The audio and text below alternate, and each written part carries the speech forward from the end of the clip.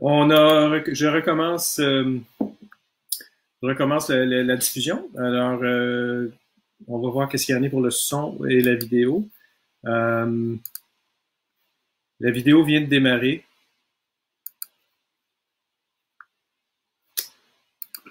Désolé, c'est parce que ça commande de partout. Et puis, qu'est-ce qu'on voit?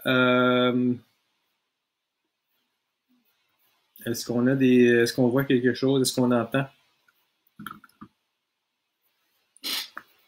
J'attends juste le feedback. Bon, on me dit que c'est beaucoup mieux. Tant mieux. Voilà, on est prêt à redémarrer. Et donc, le son est aussi correct. Paul, tu avais mentionné quelque chose tantôt. J'espère que ça va mieux.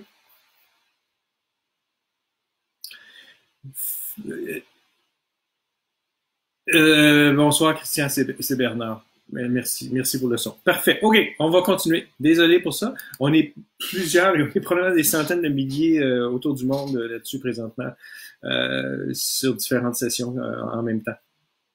Alors, merci d'être là. Je recommence. Il y a Jean-Claude Audette au téléphone qui est avec nous. Jean-Claude qui est vice-président d'opération et toutes les questions techniques que vous auriez pu avoir. Et Jean-Claude donc va répondre aussi à nos questions. On a reçu quelques questions déjà et on va passer à travers.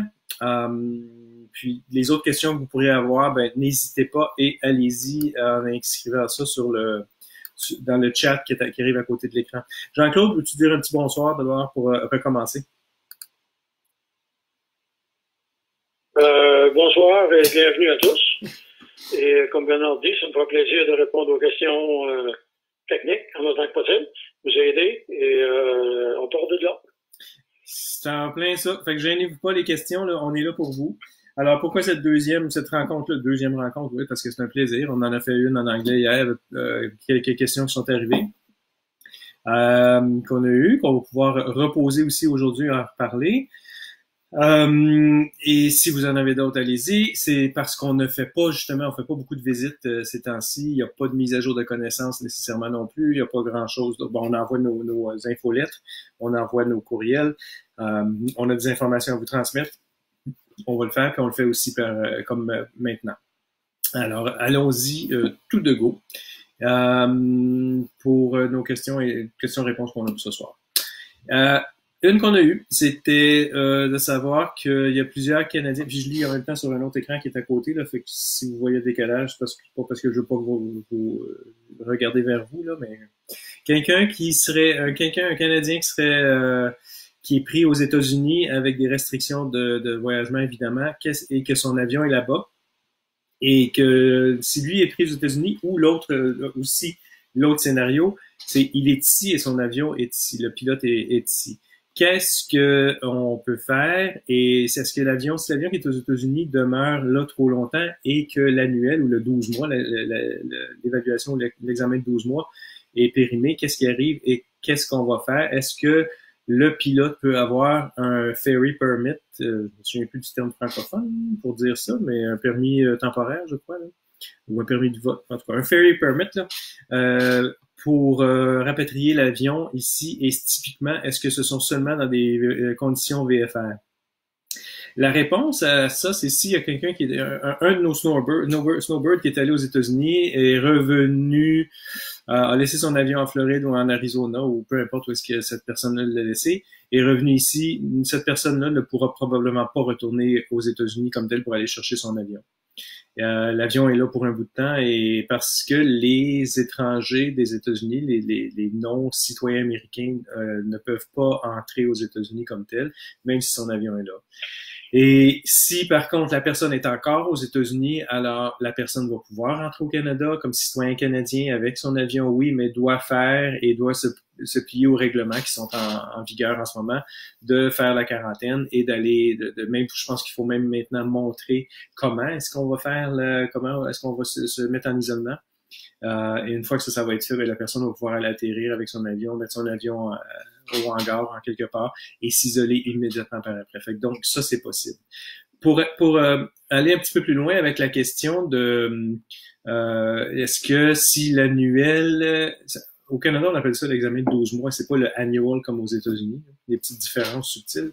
Donc, le 12 mois, et s'il est périmé, pour avoir un ferry permit, ça, je vais laisser Jean-Claude répondre à ça, mais ce n'est pas quelque chose auquel on peut penser pour l'instant. Et Jean-Claude, si tu veux élaborer un petit peu sur ça par rapport à un annuel périmé où on a dépassé la date de notre annuel.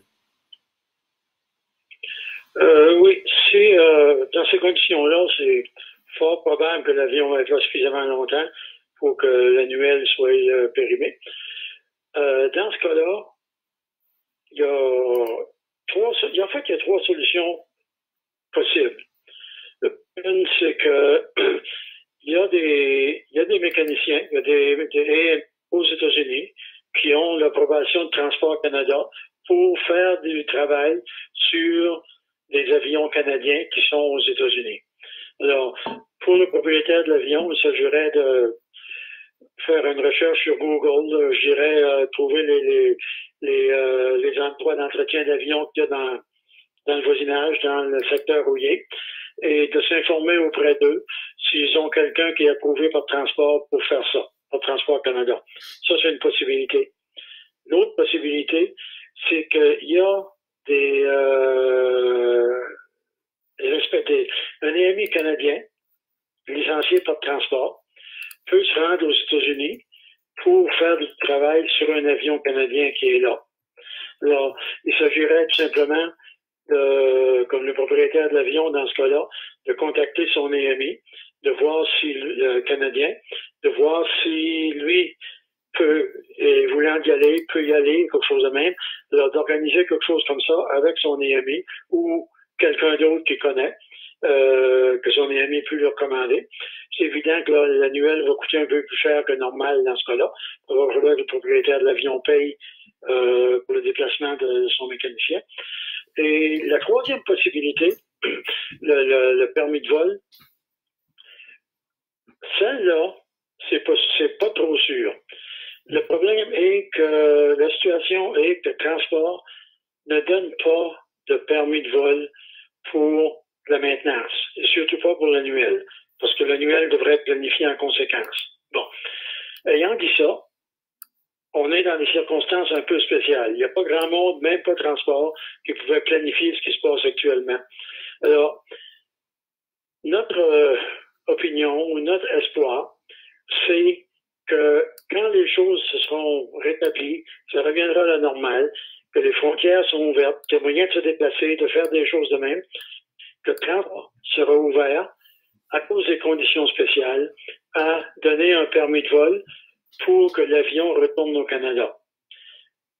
C'est pas garanti. Transport n'a pas dit ça. On n'a pas parlé de ça à Transport encore. Ils veulent pas en donner, puis on pousse pas pour le moment. La raison pourquoi on pousse pas pour le moment, c'est que il y a encore un bout de temps en main. Si vous avez un avion qu'aux États-Unis, puis l'annuel est fini cette semaine, ben il est fini cette semaine, puis il n'y a pas grand-chose à faire. Mais d'ici le mois de juin, ce qu'on va faire sous peu, c'est Copa va commencer à demander de l'information des gens, et on espère que vous allez nous informer, ceux qui sont dans la situation, de donner l'information particulière de l'avion, où aller, les dates, ainsi de suite, de façon qu'on puisse monter un dossier, aller à Transport Canada et leur montrer les circonstances, que au début c'était bien, la pensée puis tout ça, mais la réalité est différente.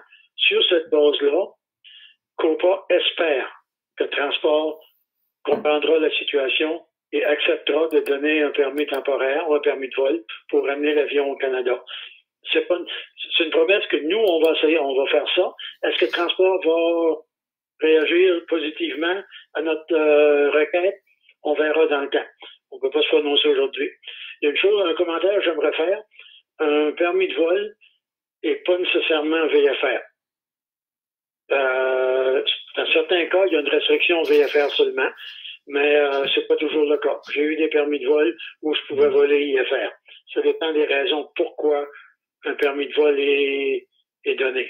Donc, ce commentaire-là, faites-vous-en part avec. Il faut considérer plus, est-ce que je peux avoir un permis de vol ou non? OK? Bien, merci. C'est dommage qu'il n'y ait pas de feedback, d'ajout d'autres questions pour continuer là-dessus, qu'il y ait des mains qui se lèvent, là, mais peut-être on va peut-être utiliser quelque chose d'autre éventuellement pour pouvoir avoir plus d'interaction.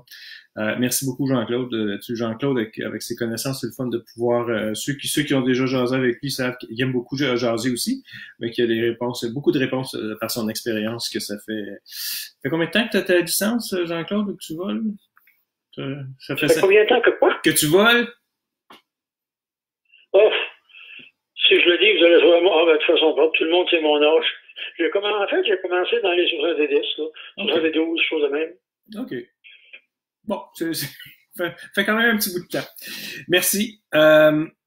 Les autres questions, c'est un petit peu pêle-mêle. On a reçu des questions d'un peu partout. Comme je dis, si vous en avez d'autres, gênez-vous pas.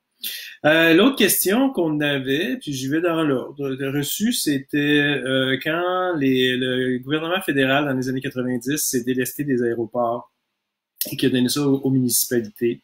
La question du membre Dave Grunsford de Gravenhurst en Ontario était il disait, ça a été donné à nos municipalités, c'est un désastre total. Nos aéroports sont pas gérés par des pilotes.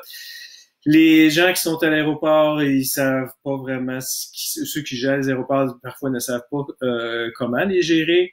Et il n'y a pas de bénéfice à l'aviation générale. La mentalité des municipalités de traiter ça comme quelque chose qui devrait produire de l'argent, qui produit des revenus, au lieu de faire partie de l'infrastructure de la communauté. Alors, qu'est-ce que COPA fait à propos de ça? C'est une excellente question. Et la réponse, c'est que, bon, c'est sûr que on veut toujours comparer, et quand on a cette question-là, parce que ça nous vient assez souvent, c'est arrivé, le système national des aéroports a été mis en place dans les années 90, quand le gouvernement voulait se délester un peu puis de dire c'est pas à nous à gérer ça, puis c'était la nouvelle manière de faire, de pouvoir dire on va prendre, les experts vont s'occuper de ce qu'ils sont capables de faire, puis un gouvernement ne devrait pas gérer des aéroports.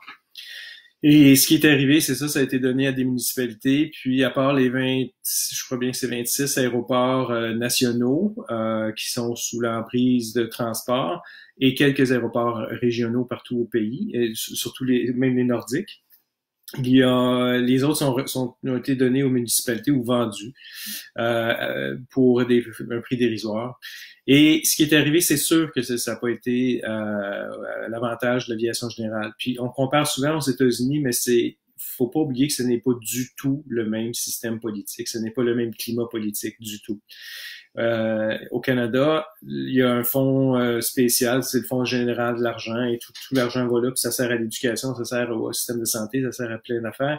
Je suis pas un expert du tout dans l'économie politique ou fédérale de ça, mais je sais que l'argent va dans le fonds général. Alors qu'aux États-Unis, ils sont capables de dire, tel argent va pour telle affaire, puis la politique est différente. C'est sûr, ils vont peut-être sauver les aéroports locaux. Qu'est-ce que COPA fait là-dedans? COPA, on s'est toujours défendu de vouloir garder nos aéroports pour les décollages, les atterrissages, pour justement préserver notre liberté de voler. Il faut atterrir en quelque part, il faut décoller dans quelque part. Ce qu'on a fait, et je crois que le plus gros outil duquel on s'est doté, c'est l'impact économique de l'aviation générale au pays. En 2017, on a fait cette analyse d'impact-là, qui disait qu'il y avait quand même 9,3 milliards dans l'économie du pays, qui étaient retournés dans l'économie du pays grâce à l'aviation générale. Et là, on parle pas des Air Canada, les Sunwing et des choses comme ça, on parle vraiment de l'aviation générale. 9,3 milliards, c'est important. Qu'est-ce que COPA fait? On peut pas, pour le nombre d'employés qu'on est, en plus, et qu'est-ce que nous faisons, ce qu'on a comme pouvoir, disons, tout ce qu'on peut faire, c'est sensibiliser les gens. On peut sensibiliser les gens et les gens qui prennent les décisions avec les gens des municipalités, les gens qui vont avoir un pouvoir sur le futur de l'aéroport ou de l'aérodrome, de savoir que c'est un atout pour la région, pour la municipalité, et de savoir combien ça peut valoir et de savoir attirer les gens et les entreprises autour de cet aéroport-là. C'est ça qu'on peut donner. Nous, on peut aider nos membres à s'aider eux-mêmes. C'est pas nous qui allons, je le dis, là, c'est vraiment pas nous qui allons défoncer les portes à aller dire garder les aéroports. On a aucun pouvoir. Transport Canada n'a absolument aucun pouvoir non plus là-dessus. Le seul pouvoir que Transport Canada a est de s'assurer que la sécurité est rencontrée. Et si on pousse trop fort pour dire qu'il y a quelque chose de cet aérodrome ou cet aéroport-là, la décision du ministre peut dire parfait, je ferme l'aérodrome. Et c'est ça qui peut arriver. Fait que faut penser, faut pousser juste assez fort pour dire il y a peut-être un problème à un aéroport ou un aérodrome, en s'assurant que le ministre ne dise pas parfait, il y a un problème d'opération, moi c'est la sécurité qui m'importe, donc je ferme l'aéroport. Il faut que ce soit entre les deux. C'est un balai diplomatique de pouvoir trouver le juste équilibre dans ça. Alors, qu'est-ce que COPA fait pour ça? C'est d'essayer de vous aider, de donner les pouvoirs ou les outils pour aller prouver la nécessité et le bienfait dans une communauté d'avoir un aérodrome. Des fois, c'est difficile. Des fois, il n'y a pas d'écoute des gens, des élus municipaux. Des fois, il y en a beaucoup. Mais si vous avez, et pour les membres qui sont à l'écoute, si vous avez une influence quelconque dans votre localité, trouver des gens qui sont sensibles à un aéroport, un aérodrome, amenez ces élus locaux-là en avion, faites-leur faire un tour d'avion, faites faire quelque chose et présentez-leur la beauté du paysage et du pays et surtout la richesse d'avoir un aérodrome local. Et pour revenir en arrière des années 90, quand le fédéral s'est départi des aérodromes, des aéroports, il n'y a pas grand-chose à faire là-dedans, à moins d'un changement politique total. Et on n'est ça va vraiment changer le gouvernement et la manière que ça fonctionne. Là. On parle d'un système complet. Là. Fait qu'il y a rien à faire là-dedans. Jean-Claude, as-tu quelque chose à ajouter, toi, sur ça? À part d'aider nos membres à s'aider ou de l'historique des aéroports qui ont été dévolus aux municipalités. Aurais-tu quelque chose à dire sur ça? Est-ce qu'on a perdu Jean-Claude? Ou Jean-Claude est sur mute? Ben, on a peut-être perdu Jean-Claude. OK, le mute est débarqué, là. OK, c'est beau, oui. Oui. C'est un fait que dans le temps, c'est des raisons politiques et économiques qui ont amené ça. Mais il reste, ça change, ça va pas tourner en arrière comme tu le dis, Bernard, tu as exactement raison.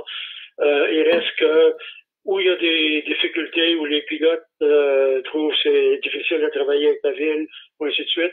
La seule façon, c'est aux gens de prendre les choses en main, de s'organiser et de travailler avec la municipalité. Puis les endroits, on l'a fait à quelques reprises, à quelques aérodromes, aider les gens à s'organiser, les guider, les affaires de même. Et jusqu'à date, ça a toujours bien marché. Ça prend quelques mois, un an, quelque chose de même, mais les choses tournent. Les gens, faut pas oublier que nous autres, avec nos avions, on a toutes l'air des petits garçons, des petites filles riches qui servent un aéroport que la ville paye pour. Mais c'est pas ça, on sait que c'est pas ça. Mais faut faire face à ça, s'organiser et parler avec nos élus. C'est la seule façon d'y arriver, puis ça marche, on le sait. Oui, on a un commentaire qui est arrivé de Sylvie Martel qui dit « Le RAC 307 devrait faciliter le développement des aérodromes, mais il n'a pas vraiment fonctionné. Toujours besoin du soutien politique. » Ce qu'on voit, c'est le 307, c'est les aérodromes et ce qui a été fait pour le développement responsable des aérodromes, donc la consultation. Il y a des gens de Mascouche qui sont à l'écoute. Je vois certains commentaires. Et donc, si pas juste Mascouche, il y a eu de la consultation, il y en a eu d'autres. On n'est pas au courant de toutes les consultations qu'il y a eu.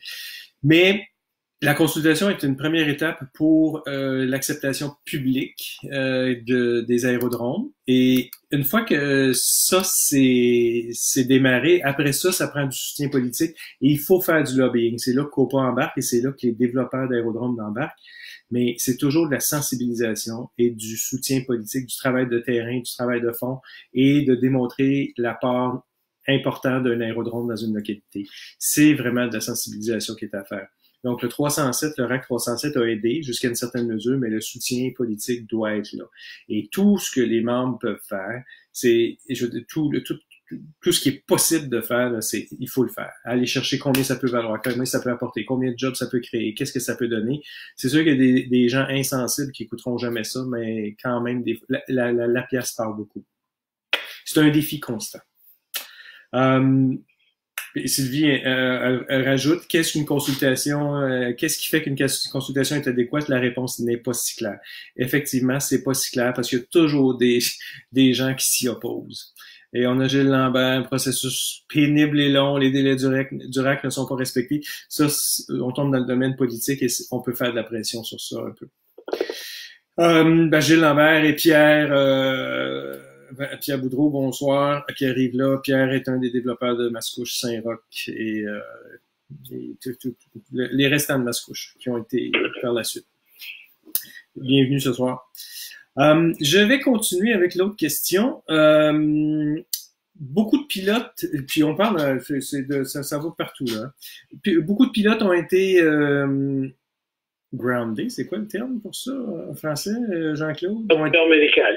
Ils ont perdu leur médical. Ils ont perdu leur médical pour des raisons médicales qui ne présentent pas un facteur de risque si important que ça pour la sécurité de l'aviation générale.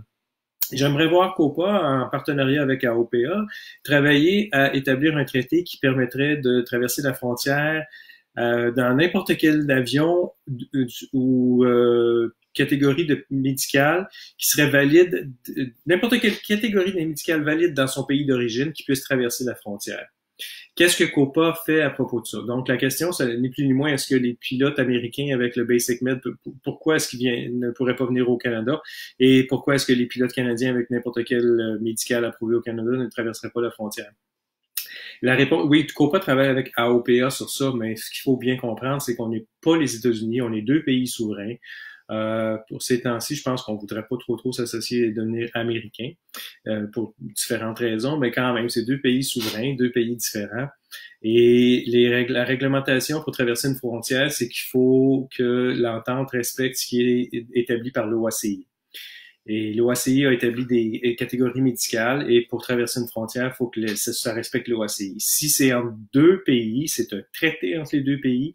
Pour l'instant, on a ouvert le canal de communication avec AOPA de leur côté avec le FAA et nous, de notre côté, avec Transport Canada. Et Transport et AOPA se rencontrent plusieurs fois par année. Je crois que c'est 2 fois par année, avec des éléments qu'ils mettent sur la table pour discuter, pour dire, OK, qu'est-ce qu'on peut faire comme traité? Parce qu'on sait qu'entre les deux pays, il y a énormément de traités et d'ententes bilatérales qui sont très faciles. La catégorie médicale ne l'est pas encore. On l'a soulevé, il y a une nouvelle directrice médicale de l'aviation, médicale de l'aviation au pays. Ça a été soulevé. Jean-Claude a rencontré quelques fois la dame. Et puis, cette directrice-là est ouverte à regarder ça. Fait que ça va être mis sur la table pour les prochaines négociations avec la FAA aux États-Unis. Mais ce sont des petits pas à chaque fois pour arriver à ça, parce qu'en même temps, ça prend des données pour dire oui, on ouvre la porte à ça, ou non, on la ferme, on ne permet pas ça. Ce sont les données qui vont établir comment ouvrir et quelles sont les balises qui vont faire qu'on va permettre un Basic Med américain de s'en venir au Canada et que eux permettent notre médical catégorie 4 d'aller voler aux États-Unis sur des avions certifiés. Fait que tout ça, c'est du long terme, c'est de la négociation, mais on pousse quand même pour ça parce qu'on on a une pression positive et intéressante qui vient de nos amis d'AOPA qui voudraient qu'on regarde et qu'on puisse accepter le Basic Med américain. Fait que oui, on travaille sur ça, mais c'est pas du court terme.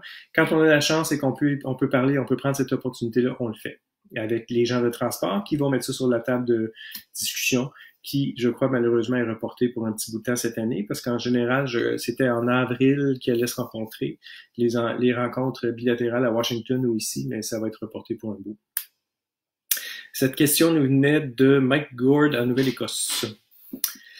L'autre question, j'ai écrit mon test de pilote privé en juillet 2018 et la personne, c'est un membre d'Urado de London en Ontario qui a eu une note de passage de 77%. Il a fait son test pratique en vol. Il était prévu pour le 4 avril 2020, mais là ça a été reporté. Et il dit, je peux pas faire mon test en vol. Comme le test est valide pour 24 mois, qu'est-ce qui va arriver si je suis pas capable de prendre mon test pratique d'ici le juillet 2020? Et donc, lui, ayant fait son test écrit en juillet 2018, est-ce qu'il va être bon pour juillet 2018 à cause du COVID-19? La réponse à ça, c'est qu'il y a eu une exemption qui a été passée et tous les tests peuvent aller jusqu'au 1er septembre. Et 1er septembre 2020, après la COVID. Donc, cette personne-là est correcte. Si quelqu'un encore doit passer son test en vol, et l'exemption que vous pouvez retrouver sur le site des COVID-19 Transport Canada, on en a écrit quelques fois, Euh, on l'a envoyé dans un de nos courriels, le lien pour COVID-19. On pourra le renvoyer. On va le renvoyer de toute façon dans notre infolette cette semaine. Il y a quelques exemptions qui s'écrivent. Et aujourd'hui, j'étais sur l'appel avec les gens de Transport Canada. Et ce qu'ils ont reconnu, c'est soit pour le médical ou le PPC ou ce qui arrive pour les tests en vol comme ça, oui, les tests en vol, le délai de 90 jours qui a été accordé arrive probablement que ça va être un peu serré et ils vont probablement étendre le 90 jours à quelque chose de plus long que ça. Donc, ça va aller un petit peu plus loin que 90 jours. J'ai remarqué à tous les appels auxquels j'assiste avec Transport, il y a une ouverture totale là-dessus. Pour faciliter la vie des pilotes, des aviateurs et aussi des gens du transport à travers le pays. Là, c'est vraiment quelque chose, on travaille ensemble et très étroitement. On va arriver à un autre sujet qui est par rapport aux IFR. Ça, c'est un petit peu différent, puis Jean-Claude pourra nous en parler. Mais donc, pour l'examen en vol, ou l'examen, oui, c'est ça, le test en vol, le 1er septembre était la date limite et c'est en ce moment la date limite, mais ça se peut que ce soit poussé un petit peu plus loin. OK. Quelque chose à ajouter là-dessus, Jean-Claude, toi? Non? Oui? Non? Non, tu l'as bien couvert. C'est beau, merci. L'autre question qui nous vient de M. Kamal à Markham en Ontario. J'ai une question en ce qui a trait aux constructions amateurs qui viendraient au home build. Vu qu'aux États-Unis, on appelle ça home build. Au Canada, on appelle ça amateur build, construction amateur. Donc, la question vient, j'ai une question en ce qui a trait au home build aux États-Unis. Si l'avion est complet, un enregistrement, un N, où il est encore en stade de construction, ma question porte sur la paperasse, le paperwork qui est nécessaire pour le faire enregistrer avec Transport Canada et comment apporter l'avion au Canada. Puis-je le voler? Il faut que ça arrive sur un trailer pour passer la frontière à la douane. Si je le vole, est-ce que je dois préparer de la paperasse appropriée avec Transport ou les douanes avant de l'amener au Canada? Jean-Claude est un expert ou très connaissant là-dedans. Je vais te laisser, Jean-Claude, répondre à cette question-là par rapport à un avion qui est un home build américain. Peux-tu nous répondre là-dessus? Ceux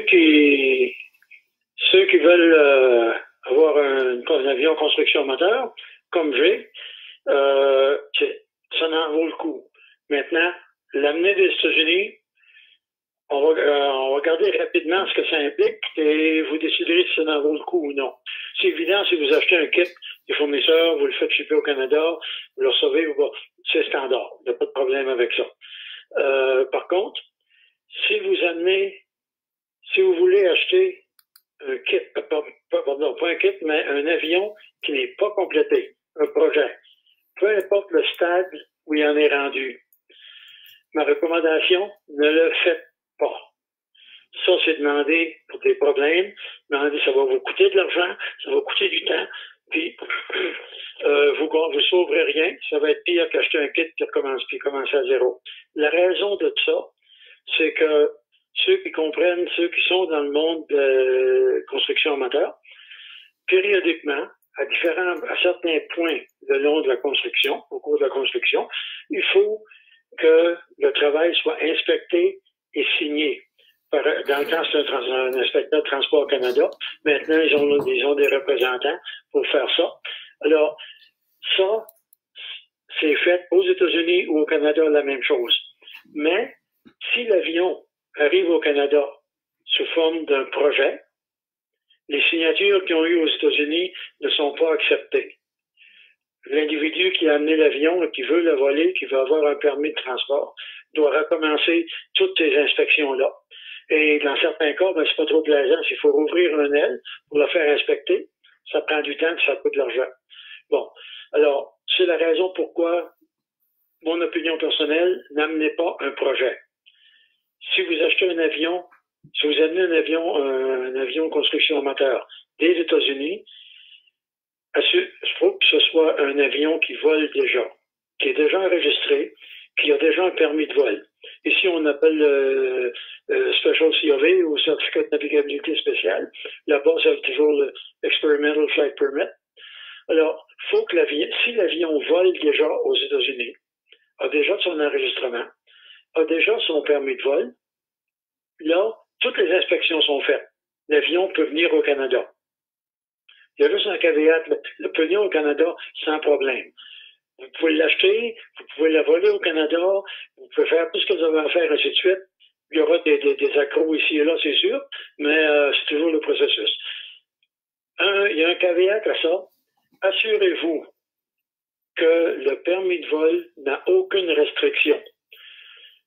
La raison, celle qui compte le plus, la raison pourquoi je dis ça, c'est que quand l'avion et la construction est finie, que les autorités émettent le permis de vol ou Special COV au Canada, il y a toujours la restriction que l'avion doit voler un certain nombre d'heures, soit 25 ou 50 heures, à partir de son point de sa base, et toujours revenir à la base. Faire un nombre d'heures pour démontrer que l'avion est correct, qu'il n'y a pas de problème. Alors vous avez la moitié des heures de fête, vous avez une panne de moteur, vous recommencez à zéro. C'est ce que ça veut dire. Alors, si le permis de vol américain, l'avion que vous achetez, a une restriction, que cette restriction-là n'a pas été élevée pour qu'il y ait un plein permis de vol, vous aurez un problème au Canada. Comment vous allez vous assurer de ça? La seule chose, c'est de vérifier le permis de vol s'il y a une restriction associée aux heures ou à distance. S'il n'y a pas de restriction là, alors le permis de vol sera correct. Vous pouvez l'importer au Canada avec ce que ça peut impliquer de douane et de transfert au Canada et le reste. Ça devient de la paperasse normale. Okay. Mais il faut faire attention à ces quelques détails-là. OK? Merci, Jean-Claude. En fait, ce que je m'aperçois, puis quand Jean-Claude, il connaît tellement bien ce domaine-là, je m'aperçois que c'est pas si simple. Et je vais prêcher pour la paroisse, mais c'est le fun d'avoir une association comme COPA qui peut nous parler de ça et nous donner des... Donc, vous appelez COPA, vous appelez Jean-Claude, qui peut nous répondre. Bernard? Oui? Oui? J'ai oublié de mentionner, je pense que tu y vas, là. Ce que je voulais mentionner, c'est tout simplement l'explication comme elle est donnée là. On est obligé de faire assez vite. Quelqu'un qui est vraiment intéressé, il a besoin de plus d'informations. Alors, il s'agit simplement, envoyez-moi un courriel, donnez-moi un coup de téléphone si vous avez besoin, puis on en parlera plus en détail pour vous aider. Oui. Et si vous avez des gens qui sont intéressés à ça, ben c'est pas si complexe, mais c'est juste de faire les bonnes choses et de pouvoir passer à travers sauter à travers les obstacles puis passer par-dessus ces obstacles. Et merci Jean-Claude de ta réponse là-dessus. Avant d'aller à d'autres questions qui sont déjà pré-arrivées, je vais prendre certaines questions qui sont arrivées sur le côté, à côté de l'écran. Gilles Lambert qui dit le en route AFR, on va de l'avant en Europe. Qu'est-ce que l'on peut faire pour raviver le projet au Canada? Jean-Claude, veux-tu prendre ça un petit peu parce que tu avais fait un sondage auprès de nos membres il y a quelques temps de savoir qui est intéressé à le en route AFR. Est-ce que tu veux faire ça ou si tu veux que j'en parle? Donc, comme tu veux. Tu connais pas mal l'histoire, tu viens d'en parler toi-même. OK. Donc, pour raviver le projet, c'est sûr que quand on arrive avec des choses en route AFR, pour essayer de résumer, là, c'est une idée qui est arrivée que c'est pas c'est une combinaison du IFR et du over the top. Fait que VFR on top. Ce serait, on décolle, on peut passer à travers des nuages. Et une fois rendu en haut de la couche, il faut absolument que ce soit VFR à notre arrivée. On peut préparer une approche, je crois, puis on arrive VFR. Donc, le dossier est présenté. Il y a quelque chose comme ça qui était historiquement, je crois, en Europe. Je suis pas IFR du tout, donc je connais un petit peu, mais pas tant que ça. Le dossier a déjà été présenté, discuté avec Transport. Il y a un certain appétit pour arriver à ça et pour pouvoir le présenter au Canada. J'ai vu quelque chose qui est arrivé qu'en Europe, oui, ça va se faire. C'est une sorte de IFR léger qui fait que si on décolle puis il y a une couche de nuages, on pourrait passer, mais on n'est pas obligé de connaître toutes les approches et comment arriver IFR, le RNP et tout ça, c'est pas nécessaire. Voilà, c'est un petit peu plus léger, c'est peut-être plus sécuritaire et c'est un dossier sur lequel on travaille. On a présenté un peu avec Transport. Jean-Claude avait présenté il y a peut-être un an, dire qui est intéressé à ça. On pourrait relancer l'idée de voir quels sont les pilotes qui sont intéressés à ça. Mais en même temps, il y a des dossiers prioritaires sur lesquels COPA travaille et sur lesquels Transport Canada, ils ont quand même, eux autres aussi sont limités à ça. Fait que ça, c'est quelque chose qui serait souhaitable, peut-être à regarder, mais s'il y a vraiment un engouement parmi nos membres, et parmi les membres au pays ou tous les aviateurs au pays, là, ça peut devenir un dossier prioritaire pour transport. Mais qu'est-ce qu'on peut faire pour raviver le projet? La question de Gilles et ça, là, ce serait d'avoir, je dirais pas une pétition, là, mais d'avoir plusieurs pilotes qui lèvent la main et disent ça nous prendrait ça, on voudrait bien faire ça, puis s'il vous plaît, priorisez, ramenez ça au top de la liste et on pourrait en faire quelque chose à ce moment-là, pour en discuter un peu plus longuement avec Transport. C'est ce qu'on pourrait faire là-dessus. L'autre question qui est en dessous de ça, il y a Normand Pronovo. Vous avez fait une enquête récemment sur les refus de service de l'RTC et sur les vols VFR. Sur les vols VFR. C'est pas juste VFR en passant, Normand, c'est surtout. C'est les refus de service de l'Air Canada. Est-ce que vous avez des résultats? Les résultats qu'on a eus, ce que je peux dire, c'est qu'on a eu quelques réponses. Les membres au pays n'ont pas été ils n'en ont pas rempli beaucoup. En fait, je pense qu'on a eu peut-être juste une cinquantaine, alors qu'on en entend. Je recule un petit peu. Le but de ça, c'est que moi, je suis sur le comité aviseur du conseil d'administration de NAV Canada. Donc, on est une vingtaine autour de la table. Et notre rôle est d'aviser NAV Canada, le conseil d'administration, le président de NAV Canada et les conseils d'administration, de dire voici où est-ce que vous avez des lacunes et où est-ce que vous pourriez faire mieux. On entendait depuis des années des oui-dire, des toujours puis des jamais, ce qui veut absolument rien dire. Donc, tu fais toujours ça, tu fais jamais ça, ça marche pas. Ça prend des dates, ça prend des faits. Alors, j'ai dit, je vais enquêter chez nos membres qui nous disent qu'on s'est fait refuser en fin de semaine, ça marche pas, ça marche pas. On va faire un formulaire et on va ramasser les données puis on va vous les redonner pour que vous puissiez avoir vraiment des faits de qu'est-ce qui se passe dans vos entités. Et les centres de terminal ou peu importe. Fait que c'est ce qu'on a fait. On a mis le dossier, on a envoyé ça parmi nos infolettes dans nos e-flights en anglais et on a eu à peu près une cinquantaine de réponses. C'est sûr que c'est pas l'été, en ce moment ça vole plus, on vole pas du tout. Quand on a lancé ça, c'était à l'automne, on a eu à peu près une cinquantaine de réponses. Ça a fait un certain effet. Mais qu'est-ce que NAV Canada a fait avec ça? C'est qu'ils ont quand même vu que ça tombait à certaines périodes où est-ce qu'il manquait de gens. C'était surtout dans des entités de contrôle, parce que c'est les quatre grands, c'est toujours autour des quatre grands au Canada, Vancouver, Calgary, Pearson, Montréal. Et c'est toujours autour de ces zones terminales-là. Ils savent que NAV Canada aussi a quand même, de la manière que ça fonctionne, c'est par rapport au congé de maladie, au congé de ci, de ça, de ça. Il y a des gens qui sont... Le staffing, c'est justement comment leur staffing est fait qui peut être problématique dans les gros centres et le terminal. Fait que quels sont les résultats de l'enquête? C'est qu'on voit que c'est vraiment dans les 4 gros centres qui existent des problèmes et que il pourrait mieux prévoir les gens qui seraient en devoir les belles fins de semaine de ciel bleu. Ça pourrait être à ces moments-là qu'ils pourraient prévoir et d'avoir plus de gens qui soient on duty, comme on dit. C'est pas complet et complété parce qu'on n'a pas eu encore assez de réponses. Quand je dis on a eu une cinquantaine, oui, je vous demanderai, et ceux qui sont à l'écoute, et si vous connaissez des gens, allez sur notre site web et cherchez NAV Canada, refus de service et remplissez le formulaire. Ça prend des dates et des jours exacts. C'est toujours le fun d'arriver avec une page d'une cinquantaine ou une centaine, dire voici exactement telle heure, telle date. Je veux dire qu'il y a eu même les résultats. Une place qu'on a eue, c'est Calgary, où est-ce qu'ils ont changé des gens qui étaient en devoir pour certaines journées. Ils ont dit, toi, tu travailles plus là les fins de semaine ou à certaines dates parce que ça pourrait être plus congestionné. Fait que ça crée des changements et ça améliore le service. Et ce n'est pas négatif envers NAV parce que eux étaient même très intéressés à avoir ça parce qu'ils ont un courriel qui est service à service NAV Canada ou NAV Canada comme ça. Et ils ont au fil du temps, au fil des 10 dernières années, ils ont eu seulement 3 courriels par rapport au niveau de service, alors qu'avec notre formulaire, on a eu, comme je dis, une cinquantaine depuis l'automne passé.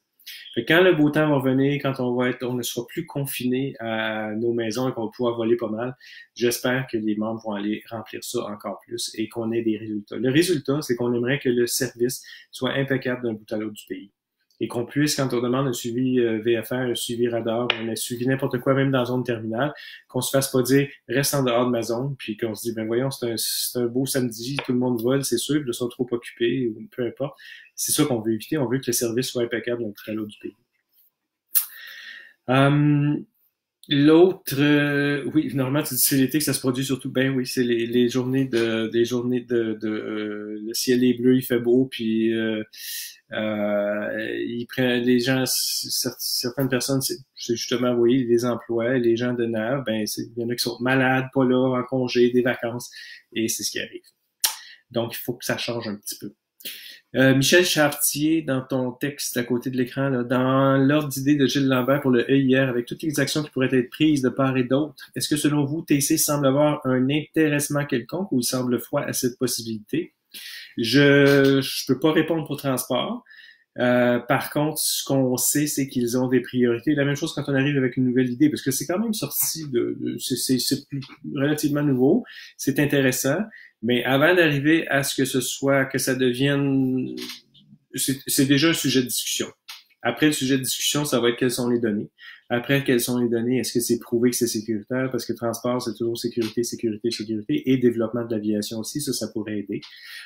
Quel va être le curriculum pour pouvoir l'enseigner? Comment ça va être vérifié, validé, tout ça? Il y a un intéressement. Pour répondre rapidement à ta question, Michel, oui, il y en a un. Il y en a un, mais maintenant, faut qu'on démontre qu'il y a aussi de l'intérêt parmi les aviateurs de vouloir faire ça, et de vouloir suivre ce cours-là et de pouvoir suivre les règles qui vont être mises en place par rapport à ça.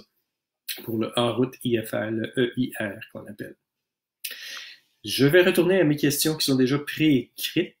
Un membre qui nous dit j'ai rien entendu parler du l'overall des hélices de 10 ans. Par rapport à ce que Copa a demandé, l'exemption de pouvoir faire une comment est-ce qu'on dit ça? En tout cas, le prop overall de 10 ans. La révision après 10 ans des hélices à pas variable, et on a demandé l'exemption parce qu'en ce moment on est obligé, la page de calendrier tourne et notre avion est groundé, on ne peut plus aller nulle part tant qu'on change pas, on fait pas une révision d'hélice. C'est quoi la dernière mise à jour là-dessus? On a écrit quelques fois sur ça. Moi, je l'ai écrit aussi dans mon mot du président. J'en ai parlé et il y a eu des échanges avec Transport Canada. Encore une fois, c'est peut-être pas une grande priorité chez Transport. Ils veulent plutôt jouer la carte de sécurité, dire ça fait longtemps que ça fonctionne comme ça, c'est parfait, c'est sécuritaire. Si on ouvre la porte à ça, qu'est-ce qui va arriver? Fait que c'est un peu avec une certaine hésitation que ça se fait. Et les pourparlers ne sont pas morts du tout. Ce qu'on a commencé à regarder, c'est quelles sont les données qui montreraient que c'est sécuritaire. Et sur quoi est-ce qu'on peut se pencher, ou je dis toute l'aviation avec transport aussi, il dirait qu'est-ce qu'on peut avoir comme signe avant-coureur qui pourrait y avoir une défaillance. Et non pas la page de calendrier qui détermine qu'il va y avoir une défaillance, mais quels sont les signes avant-coureurs. Ça n'a jamais été étudié de cet aspect-là. Moi, j'ai fait une révision de mon hélice il y a 2 ans. J'ai envoyé les données à l'équipe de transport qui regarde ça et on dit, ouais, on voit pas vraiment de signes avant-coureurs qui auraient pu montrer qu'il y aurait eu une défaillance. Mais encore là, c'est plein de facteurs qui peuvent jouer là-dedans. Fait que la question à savoir qu'est-ce qui se passe avec ça, on n'a pas laissé tomber le dossier. En fait, à tous les quelques mois, je relance le dossier pour être sûr que ça soit pas mort, mais à ce moment, les gens de transport avec COVID, ils en sont jusque-là. Et on va encore relancer, c'est même que ça fait, comme je dis, là, je relance souvent le dossier. Je vais être sûr, j'aimerais ça qu'on puisse avoir exactement les paramètres sur lesquels le transport va se baser pour voir les signes avant-coureurs qui pourraient montrer qu'il va peut-être y avoir une défaillance et non pas que ce soit le calendrier.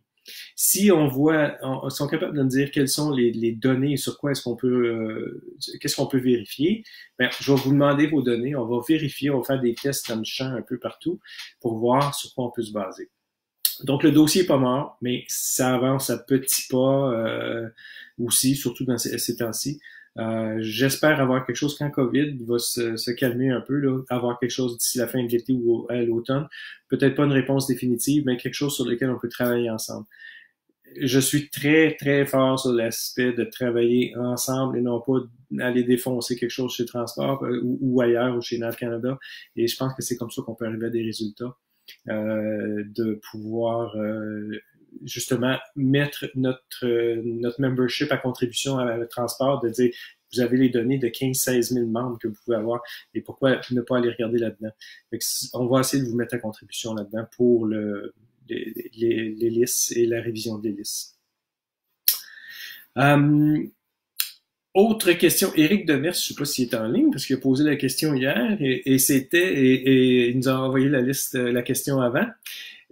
Est-ce que suite à l'exemption NCR 041-2020, est-ce que ça veut dire que mon IFR va être valide aussi? On parle de l'exemption médicale, je crois. Est-ce que la notation IFR de quelqu'un qui va être c'est ça, est-ce que va être valide aussi? Jean-Claude, je pense que tu voulais répondre. Il n'y a pas d'exemption pour l'IFR. La seule exemption qu'il y a dans 041, c'est pour le médical. Le reste, le IFR, que ce soit IPC, Currency, un annuel d'avion ou quoi que ce soit, ils ne sont pas inclus là-dedans. Ils n'ont pas d'exemption là-dessus. Le transport a été clair sur ça. Maintenant, est-ce qu'avec le temps, on pourra convaincre le transport de donner un peu plus de marge? On essaye, mais on n'est pas là encore. Donc, réponse à la question, non. OK. Et c'est un aspect, j'ai eu la réponse directement, c'est moi qui ai posé la question lors des rencontres nationales. Puis je vois des gens qui posent la question aussi, là, mais non, l'IFR, là, c'est surtout l'aspect sécuritaire qui est important pour le transport dans ça. Et c'est ce qu'on m'a dit, c'est que c'est une aptitude qui se perd. Fait que si on met une exemption à 90 jours, l'aptitude IFR, ça peut se perdre, ça dégénère. Et c'est un point de sécurité pour le bureau de la sécurité des transports de l'aptitude IFR, c'est ça qui peut se perdre. Et ils veulent pas donner d'exemption. Ils veulent pas prolonger ça de 6 mois, 1 an ou quelque chose du genre. C'est très important pour eux. Fait que ce sera la réponse qu'on m'a donnée au téléphone directement quand j'ai parlé aux gens qui s'en occupent. C'était appelle-nous, ça peut devenir du cas par cas dépendant d'eux. Fait que passez par nous, par Jean-Claude, par moi, et on pourra regarder s'il y en a qui tombent dans cette catégorie-là. C'est vraiment du cas par cas. Et le cas par cas sera regardé par le directeur justement qui va permettre ces exemptions-là ou non. Autre question, est-ce que je peux avoir un break sur mon assurance Magness puisque je ne vole pas? Ça vient de Chris Law à Nouvelle-Écosse. Magness est qui est notre courtier d'assurance et notre assureur aussi, permettent la clause, le lay-up clause, autrement dit, je ne vole pas. Fait que si vous ne volez pas pour 60 jours ou plus, comme on fait aussi pour les hydravions et pour l'hiver, vous appelez l'automne, vous dites je vole plus mon avion, je passe de l'assurance en vol à de l'assurance au sol seulement. Vous allez avoir un crédit pour ce 6 mois-là, ou le nombre de mois que vous allez ne plus voler, sur votre prochaine prime d'assurance. Donc, si pour ce cas-ci, je sais qu'il y en a beaucoup qui appellent, là, si vous ne pensez pas voler pour 60 jours ou plus, appelez Magness et dites que vous voulez la clause de mise au rencard pour quelques mois ou quelques semaines, mais au moins 60 jours et plus, et vous allez avoir le crédit pour votre prochaine assurance. Donc, c'est possible. Vous n'êtes pas obligé d'assumer la pleine assurance pour les mois que vous ne volez pas. Et on n'est pas prêt de voler. En tout cas, nous, on ne recommande pas de voler non plus, mais on n'est pas prêt de voler avant un petit bout de temps. Autre question. Je vois pas d'autres questions. Oui, Jean-Claude, oui? Un petit commentaire sur l'assurance. Si vous demandez la clause de 60 jours ou plus, je l'ai déjà fait dans le passé, normalement, l'assureur ou Magness, le broker, va demander une preuve que vous n'avez pas volé, et la preuve, normalement, c'est une photocopie de la page du logbook. OK. C'est très possible, mais nous, on s'implique pas là-dedans. Moi, je veux pas qu'on s'implique nécessairement. Au pire, on écoute ce que les membres vont dire par rapport à peut-être la qualité du service, quelque chose du genre, mais le détail de comment ça se fait, là, oui. Moi, je l'ai déjà fait aussi sur mon avion sur Flotteur, une année que j'ai pas volé l'hiver, puis j'ai utilisé ça, puis j'avais eu un crédit de 1000 quelques dollars l'année d'après, et voilà, c'est pas très compliqué.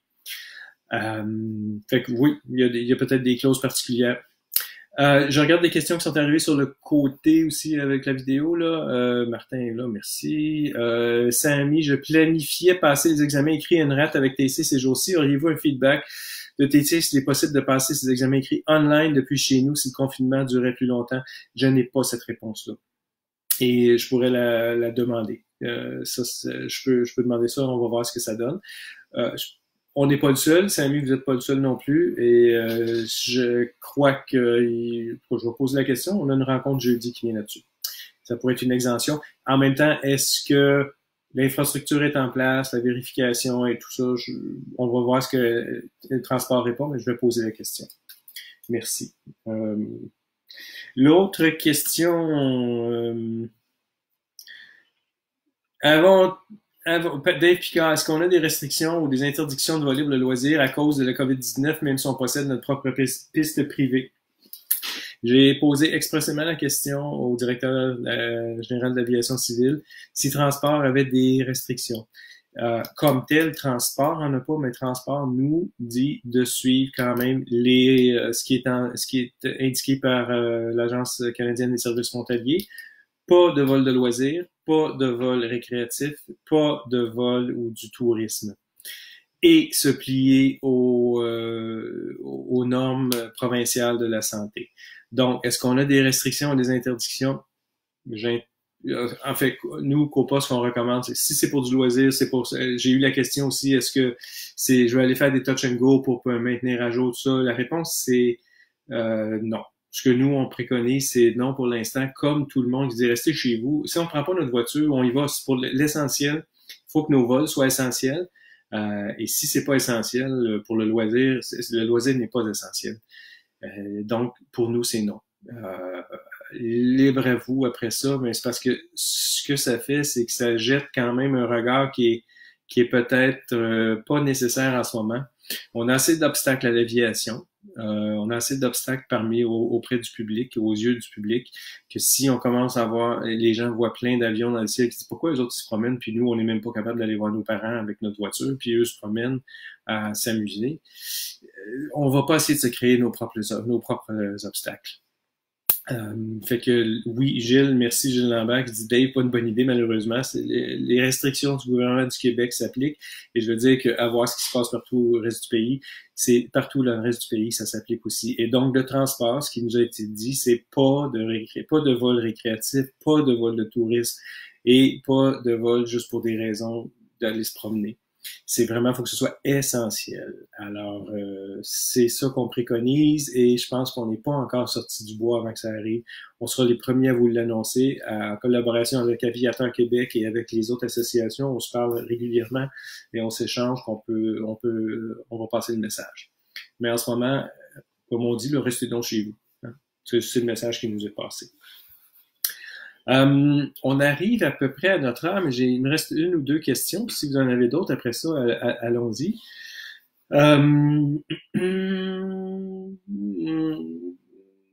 J'ai eu une question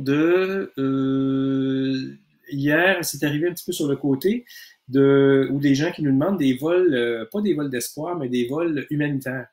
Est-ce qu'on peut faire ça? Est-ce qu'on pourrait aller aider? Est-ce qu'on peut penser prendre nos avions, ceux qui sont aptes et capables de faire ça? Est-ce qu'on peut penser prendre nos avions pour aller porter des médicaments, des masques ou n'importe quoi en région? La question a été soulevée et je vais vous dire que je sais qu'il y a le bureau du premier ministre qui en a parlé à quelqu'un chez nous qui était près de ce bureau-là. Et ensuite, ce qui a été dit, c'est est-ce qu'on a des gens, nous autres, est-ce qu'on peut être disponible COPA pour ça? J'ai dit, il n'y a pas juste COPA, il y a toutes les associations nationales. On a nos clubs COPA, il y a les associations des gens d'un peu partout. Il y a des gens qui sont formés, qui ont déjà travaillé avec Cerabec ou Cassara dans le reste du pays et qui connaissent un peu c'est quoi une chaîne de commandement puis de dire c'est pas que ce soit pas le free-for-all partout. Fait que ce que j'ai offert et j'ai justement le directeur général de l'aviation civile qui m'a dit vous êtes disponible, vous avez quelque chose. Et oui, j'ai été mis en contact avec les gens de la sécurité publique pour dire voici, nous sommes disponibles. Et s'il y a quelque chose, s'ils ont besoin de notre aide, ils vont nous contacter. Donc, s'il y a des membres qui disent hey, moi, je voudrais pouvoir faire ça, je voudrais partir de Val-d'Or avec du stock pour aller porter ça à Sassibi ou à n'importe où, oui, c'est possible, mais ça prend surtout un organisme de coordination. Et on a levé notre main, on a dit oui, on est prêt partout au pays. On a des gens, on a plus de 200 clubs COPA à travers le pays. Il y a des associations locales à travers le Québec. Il y en a partout, toutes les provinces en ont aussi.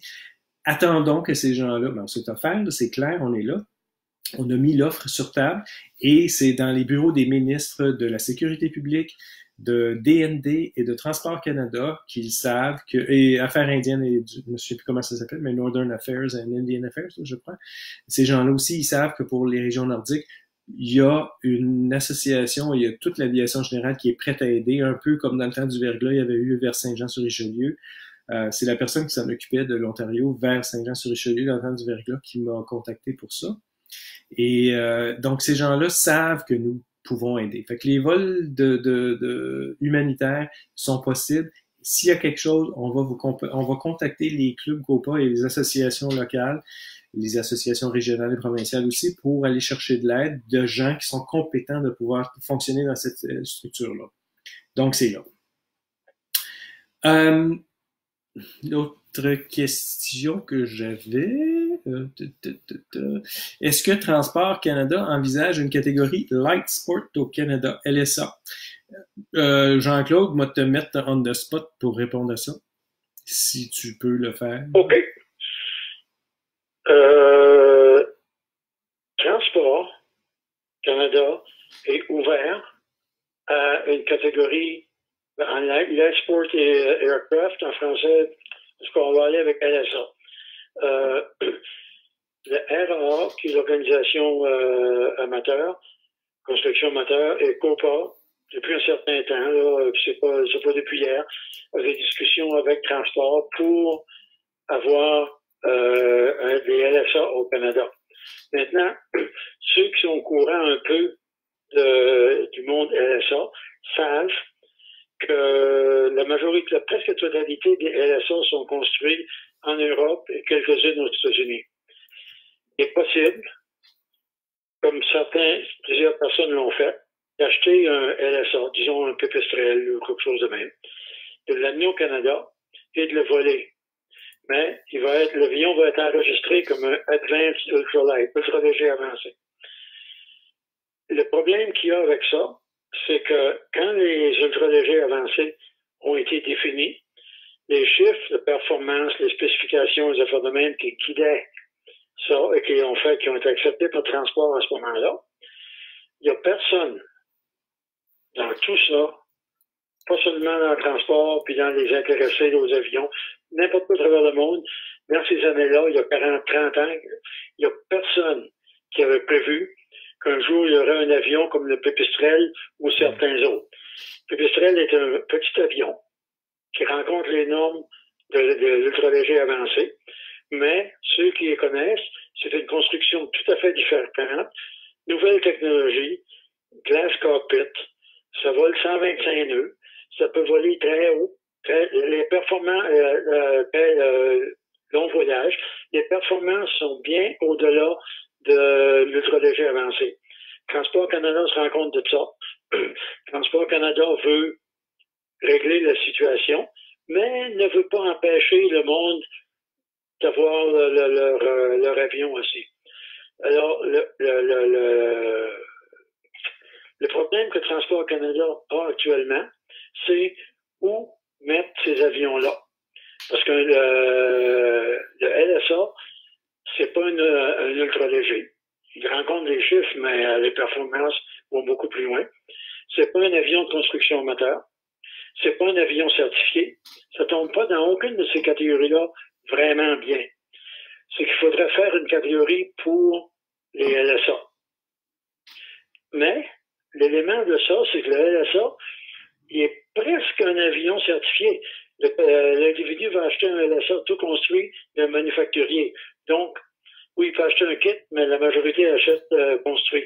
Alors, c'est un avion qui, au point de vue manufacture, est considéré quasiment comme un avion certifié, mais Transport ne veut pas mettre l'avion dans les avions certifiés. Alors, puis, si elle a sa propre catégorie, qui n'est pas amateur ou ultra-léger, il y a l'élément entretien et Non, navigabilité à long terme, continuing airworthiness, là, navigabilité à long terme pour l'avion. Comment on fait ça? Comment ils vont le faire? Comment ils vont le contrôler? Alors, oui, il y a du travail qui est fait là-dessus. Et on n'est pas dans le cas. Mais c'est pas complexe. La question est complexe, comme vous pouvez voir. Oui, mais il y a du travail qui se fait. Puis je sais il y a le département, le groupe chez Transport qui s'en occupe, est en train de travailler et va mettre quelque chose, devrait sortir quelque chose. Ça devait sortir en 2019 et ça va probablement sortir après l'histoire de la COVID. C'était une question de Jacques Gagné de Saint-Lambert-de-Lauzon. Merci, Jacques. La seule question en français qui est arrivée avant le temps, à part les questions sur le côté, là. Merci beaucoup. Fait que on a dépassé l'heure. Il y a une autre question qui est arrivée de Gilles Lessard. Est-ce que mes plans demeurent les mêmes pour quitter la direction de Copa? Oui. Et c'est ça. Fait que j'aurais aimé ça que ce soit un meilleur moment où est-ce qu'on va pouvoir voler un peu plus cet été. Mais c'est ça, les plans, oui, tout est réglé. Il y a une recherche qui se fait en ce moment. Je sais pas s'il y en a qui sont à l'écoute qui ont mis leur nom là-dedans là, pour pouvoir la présidence de Copa, mais oui, c'est en cours. Il y a une recherche qui se fait en ce moment. Il devrait y avoir quelqu'un, je crois, pour la fin de juin, que je puisse faire un passage. Fait que ça, c'est fait. Et ben voilà, à part ça, ben, je vois des merci. Fait que merci beaucoup. À quand la prochaine web info? Je ferais ça toutes les semaines. Je trouve ça super le fun. J'aime ça quand on a des gens comme ça. Juste échanger avec les membres. Ce que je vais probablement essayer, ou peut-être on va essayer un autre système que Facebook. Mais peut-être la semaine prochaine ou celle d'après, début de semaine d'après, on va voir qu'est-ce qu'on peut trouver ou qu'est-ce qu'on peut faire. Mais c'est avec vos questions. C'est pas juste sur la COVID, mais c'est de pouvoir se rencontrer comme ça puis avoir des échanges. Et c'est n'importe quelle question. Ceux qui me connaissent, vous le savez, je suis assez transparent, candide. Bon, faut pouvoir répondre à vos questions. Fait que ne vous gênez pas d'envoyer vos questions. On a parlé un petit peu hier, je voudrais juste peut-être la prochaine fois s'il y en a qui veulent. On a parlé hier, on avait Bram Tillrow qui nous a expliqué, c'est un ancien contrôleur d'Edmonton, mais qui nous a parlé un peu plus de l'ADSB au Canada. J'aurais aimé ça pouvoir en parler, mais là, on va dépasser le temps. Je veux pas aller au-delà de l'heure. Et l'ADSB au Canada, qu'est-ce que ça a l'air? Et qu'est-ce qu'on pense en faire? Et j'en ai parlé la dernière fois un peu, mais on pourrait en parler encore un petit peu plus. Fait que, et merci Sophie des commentaires, merci pour ces capsules. On continue d'apprendre et on garde les liens. Oui, parfait. Ben, si vous voulez être là pour la prochaine, on va céduler ça. Lauren, qui s'en occupe, qui va nous envoyer le mentionner sur le site de Facebook. Et oui, puis merci, il y a des gens beaucoup de... Arrêtez d'écrire des textes, là, mais Sylvie Martel, oui, bravo à Copa et Aviateur Québec. On a beaucoup de gens d'Aviateur Québec. Le lien est très fort et je suis très content. Puis bon, j'étais à Aviateur Québec avant aussi, mais c'est ça. Merci d'être là. Merci aux associations provinciales. Vous êtes les liens et une nécessité pour le lien avec les membres d'une association nationale comme Copa qui est là et qui parle régulièrement peut-être aux gens de transport, mais les associations provinciales et en anglais, ils appellent ça les Aviation Councils des différentes provinces. Aviateur Québec est un peu on va pas dire, c'est pas le réseau québécois des aéroports, mais quand même un conseil nécessaire pour tout ce qui est Aviation Québec.